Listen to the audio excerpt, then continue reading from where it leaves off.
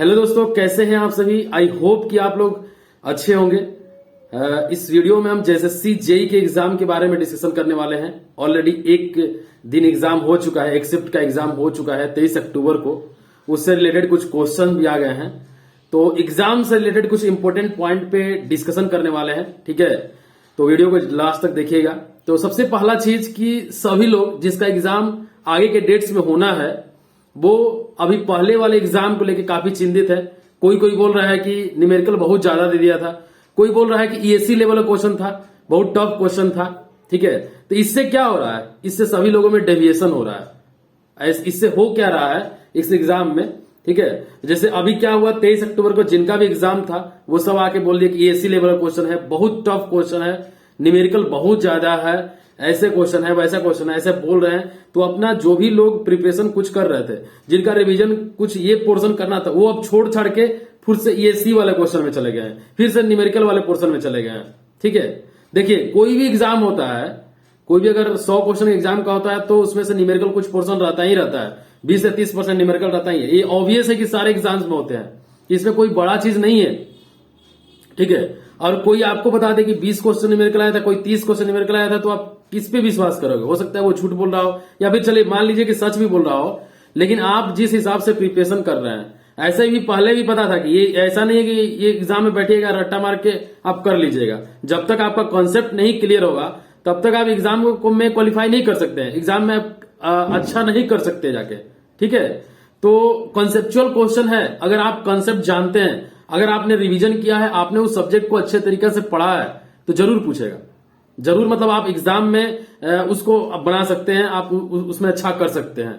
ठीक है, तो ये चीजों पे हम डिस्कस करें। जो भी क्वेश्चन आया 23 अक्टूबर को, ठीक है, उसमें जो भी क्वेश्चन था, अगर आप पढ़े होते तो वो क्वेश्चन आप बना के आते। ठीक है, ऐसा नहीं है कि हम ये बोल रहे हैं कि आप सब अटेम्प्ट कर लेते हैं, लेकिन 120 क्वेश्चन में आप 80 क्वेश्चन तक बनाने का क्षमता रखते हैं अगर आप पढ़ाई किए हैं तो। जो भी जेएसएससी ने जो भी पेपर सेट किए हुए, तो वो आपका 20-25 क्वेश्चन ही हार्ड देते ही है कि आप लोग इसे ना बने। ठीक है, और ऐसा नहीं है कि 120 क्वेश्चन में आप अगर 80 क्वेश्चन बना के आते हैं तो आपका सिलेक्शन नहीं होगा, जरूर होगा। ठीक है, एक चीज इस बातों पर कि 23 अक्टूबर के एग्जाम में मान लीजिए अगर आप क्वेश्चन पता चल जाता है और उसका क्वेश्चन का आंसर आपको पता चल जाता है, तो उससे कुछ फर्क नहीं पड़ने वाला है। आप उस हो सकता है कि कोई सब मिला के अगर आपको क्वेश्चन का पता चलेगा तो 20-25 क्वेश्चन आपको पता चल जाएंगे, बाकी सारे क्वेश्चन पता भी नहीं चलेंगे, वो भी श्योर नहीं हो पता चलेगा कि वो क्वेश्चन एग्जैक्टली क्या था।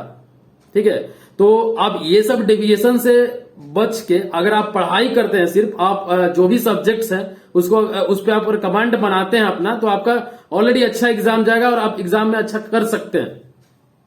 ठीक है, मान लीजिए एक कोई भी सब्जेक्ट लीजिए आप, अगर सॉइल मैकेनिक्स है तो सॉइल मैकेनिक्स से न्यूमेरिकल पूछेगा ही पूछेगा। पोरोसिटी और वॉइड रेशियो में रिलेशन से एक न्यूमेरिकल पूछ दिया था, पूछ सकता है, इसमें कुछ नहीं है। और अब आपका मान लीजिए सॉइल स्ट्रेस डिस्ट्रीब्यूशन है, तो उसका जो भी थ्योरी है उसके एजम्पशन से क्वेश्चन पूछा है, तो उसमें कोई बड़ा बात नहीं है, उससे पूछ सकता है क्वेश्चन। क्वेश्चन का लैंग्वेज थोड़ा टफ है, मतलब सुनने में आ रहा है कि स्टेटमेंट से रिलेटेड क्वेश्चन है। ठीक है, स्टेटमेंट का क्वेश्चन है तो आप स्टेटमेंट का सेम टू सेम क्वेश्चन तो नहीं आएगा, उसमें भी अगर आपका कंसेप्ट क्लियर होगा, आप उस सब्जेक्ट पे अगर आपका कमांड है तो आप उस सब्जेक्ट में अच्छा करेंगे। ठीक है, तो आपको इधर उधर भागने से अच्छा है कि आप अपना जो भी आप शेड्यूल बनाए थे उसी शेड्यूल में चलिए। ठीक है, बहुत लोगों का कमेंट आया कि 23 अक्टूबर का एनालिसिस का क्वेश्चन का एक्सप्लेनेशन, उसका एक्सप्लेनेशन क्या करें, मतलब 20-25 क्वेश्चन का एक्सप्लेनेशन भी कर देते हैं तो उससे आपको क्या फायदा हो जाएगा। तो वो सेम क्वेश्चन नहीं आने वाला है। सपोज दैट 1-2 क्वेश्चन अगर सेम आ भी गया तो आप याद नहीं रख पाइएगा, उसके चक्कर में 1-2 क्वेश्चन के चक्कर में आप पूरा का पूरा अपना जो शेड्यूल है उसको खराब कर दे रहे हैं। ठीक है, तो जो भी रिवीजन का पार्ट है आप उसको कंटिन्यू रखें, जिस सब्जेक्ट का रिवीजन कर रहे हैं। देखिए न्यूमेरिकल क्या है, छोटा छोटा न्यूमेरिकल आता है। ठीक है, जैसे सॉइल मैकेनिक्स में पोरोसिटी और वॉइड रेशियो का रिलेशन आ गया। ठीक है, श्रिंकेज रेशियो का फॉर्मूला पूछ दिया, प्लास्टिक लिमिट का फॉर्मूला पूछ दिया, टफनेस इंडेक्स का फॉर्मूला पूछ दिया, तो उस फॉर्मूला पे बेसिस पे कुछ क्वेश्चन पूछ दिया। तो इस तरह का न्यूमेरिकल आना ऑब्वियस है, आएगा। ठीक है, तो मैं बस आप लोगों को बस यही बताना चाह रहा हूं कि इस वीडियो में कि आप लोग जिस हिसाब से प्रिपरेशन कर रहे हैं उस हिसाब से करिए, आप अपना रिवीजन करते रहिए। ठीक है, आप अगर तैयारी किए हुए, देखिए कोई अगर अच्छे से तैयारी करके गया हो तो वो अच्छा जरूर किया होगा। ये हम नहीं बोल रहे हैं कि वो 100% ही सॉल्व करेगा, अगर 80% भी अगर सॉल्व किया होगा तो हो सकता है 80% में भी सिलेक्शन होगा। ठीक है, आपको ज्यादा नहीं अटेम्प्ट करना है, ये जो क्वेश्चन बहुत एकदम नहीं आ रहा है उसको तुक्का मार लगे कि निगेटिव में चल जाएगा तो और ज्यादा दिक्कत होगा। आप सोच रहे हो कि हमको कम ही क्वेश्चन आ रहा है, एक चीज और इस चीज पे गौर करिएगा कि आप अगर 120 क्वेश्चन सिविल का है, अगर आपको लग रहा है कि हम तो 80 क्वेश्चन ही सही सही बना पा रहा है या फिर 60 को 65 70 क्वेश्चन ही सही सही बना पा रहा है, तो आप 70 ही करके छोड़ दीजिए, कोई दिक्कत नहीं है, मत करिए ज्यादा। हो सकता है उतना ही में हो जाए सिलेक्शन, हो सकता है। देखिए अगर पेपर टफ था तो सबके लिए टफ था, सबका उतना ही मार्क्स आएगा और सबका नॉर्मलाइजेशन अगर होगा तो उसमें वो मेकअप कर जाएगा। तो इसमें कोई ये बड़ा बात नहीं है कि जिसका पेपर टफ था और किसी शिफ्ट का पेपर आसान था तो उसमें ऑब्वियस है कि सबका ज्यादा मार्क्स आएगा और जिसमें टफ था उसमें कम मार्क्स आएगा। इसमें थोड़ा बहुत दिक्कत होता है, थोड़ा बहुत इसमें क्या बोले लक फैक्टर होता है अगर बोलना चाहेंगे हम तो, लेकिन जो पढ़ा है उसके लिए लक फैक्टर नहीं है, जो कम पढ़ा है उसके लिए, जो 80% पढ़ा है 70% पढ़ा है उसके लिए लक फैक्टर है, लेकिन जो 100% अपना सिलेबस 90% सिलेबस खत्म किया है उसके लिए लक फैक्टर कुछ नहीं है। अगर उसके एग्जाम में टफ भी आएगा तो भी वो उतना क्वेश्चन सॉल्व करेगा ही, और अगर इजी आएगा तो भी, अगर टफ आता है तो उसके शिफ्ट में पूरे लोगों का वैसे ही एग्जाम जाएगा।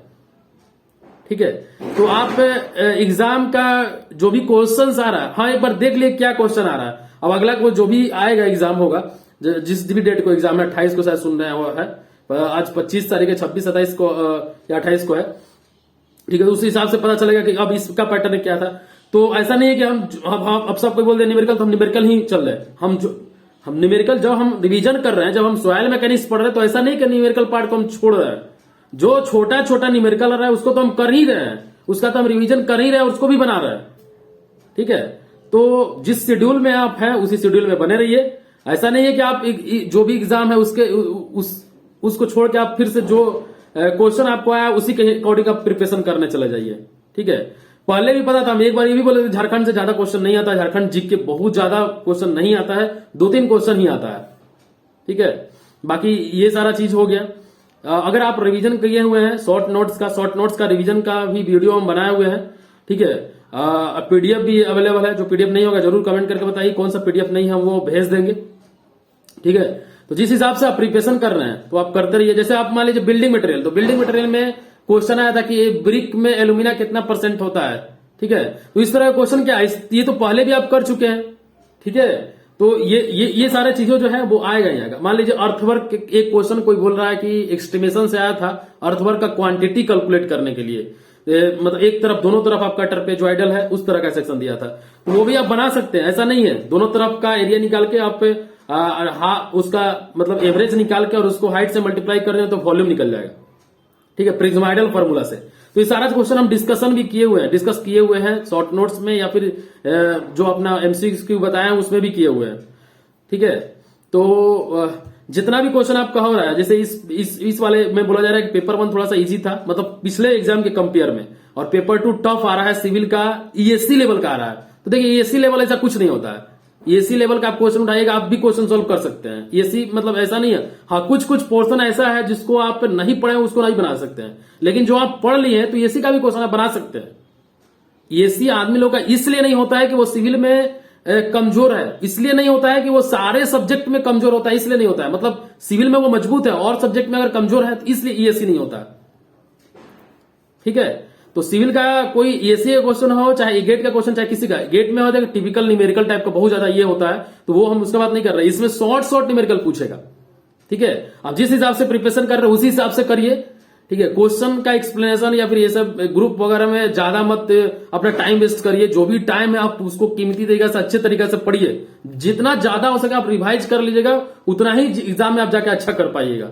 ठीक है, बस हम इतना ही सजेशन देंगे आप लोगों को, इतना ही बोलना चाहेंगे। ठीक है, बाकी आप लोग अपना पढ़ाई एकदम कंटिन्यू रखिएगा, ये सबसे डिविएट मत होइए। क्वेश्चन हार्ड आ रहा है हम नहीं कर पाएंगे, जितना आप कर पाइएगा उतना ही में सिलेक्शन होगा। ठीक है, ऐसा जरूरी नहीं कि आप 120 क्वेश्चन में 120 क्वेश्चन ही करके आइएगा तभी होगा। जितना आप कर पा रहे हैं सब लोग उतना ही कर पा रहा है और कट ऑफ उसी के हिसाब से आएगा। ठीक है, तो इसी हिसाब से ज्यादा निगेटिव ही मत कर दीजिए कि हम 80 क्वेश्चन ही बना पा रहे हैं, इतना में कैसे होगा। तो इस तरह से भी थोड़ा सा दिक्कत है। अगर जो क्वेश्चन में आपको लग रहा है कि हाँ बना पाएंगे उसको बना दीजिए, जो क्वेश्चन एकदम नहीं, उसको एकदम कुछ भी समझ नहीं आ रहा उसको छोड़ दीजिए। 80 क्वेश्चन भी अगर आप पूरा एक्यूरेटली बनाते हैं तो उतना ही में सिलेक्शन हो जाएगा आपका। ठीक है, बस इतना बोलना चाहेंगे। Thank you for watching this video, have a nice day.